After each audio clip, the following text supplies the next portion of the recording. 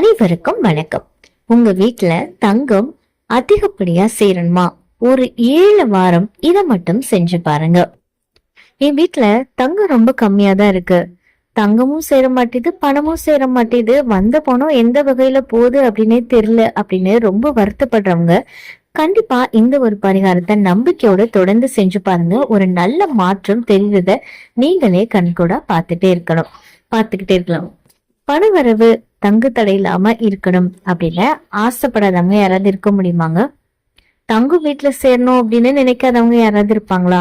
ஆனா இன்னைக்கு ரேட்டை நினைச்சு பார்த்தா அது ஒரு எட்டா கனவாதான் நடுத்தர மக்களுக்கு இருக்கு. ஆனா நீங்க எவ்வளவுதான் தங்கம் விலை ஏறினாலும் சரி, கொஞ்சமாவது உங்க வீட்டுக்கு அது வந்துகிட்டே இருந்தது அப்படின்னா அது எவ்வளவு ஒரு மகிழ்ச்சியை கொடுக்கும். அதுக்கு கண்டிப்பா நமக்கு பண வரவு அப்படின்றது இருக்கணும்.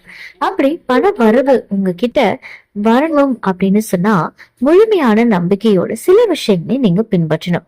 இது பல பேருக்கு தெரியாத ஒரு பரிகாரம் அப்படின்னு கூட சொல்லலாம். பணம் நகை உங்ககிட்ட சேரணும் அப்படின்னா அதுக்கு மகாலட்சுமிய நம்ம வழிபடணும்.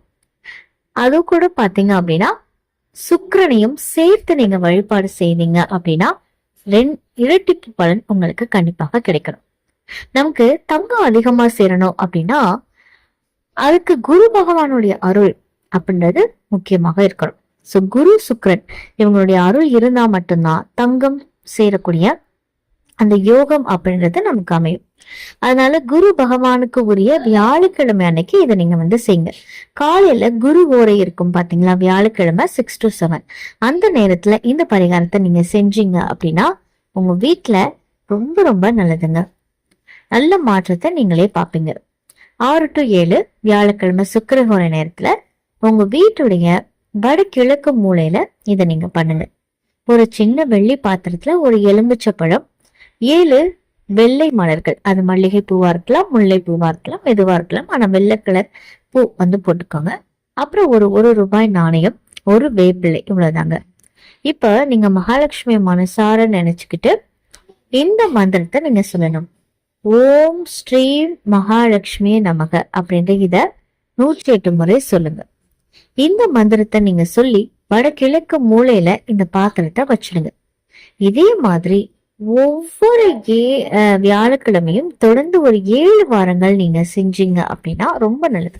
இந்த வடகிழக்கு மூலை அப்படின்றது பாத்தீங்கன்னா குபேரனுக்கும் சிவபெருமானுக்கும் உரியது.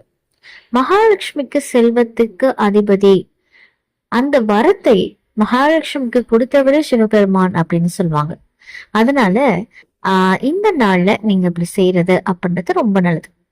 வெள்ளி அப்படின்றது பாத்தீங்க அப்படின்னா தெய்வீக சக்தி நிறைந்த ஒரு பொருள் அப்படின்னு சொல்லலாம்.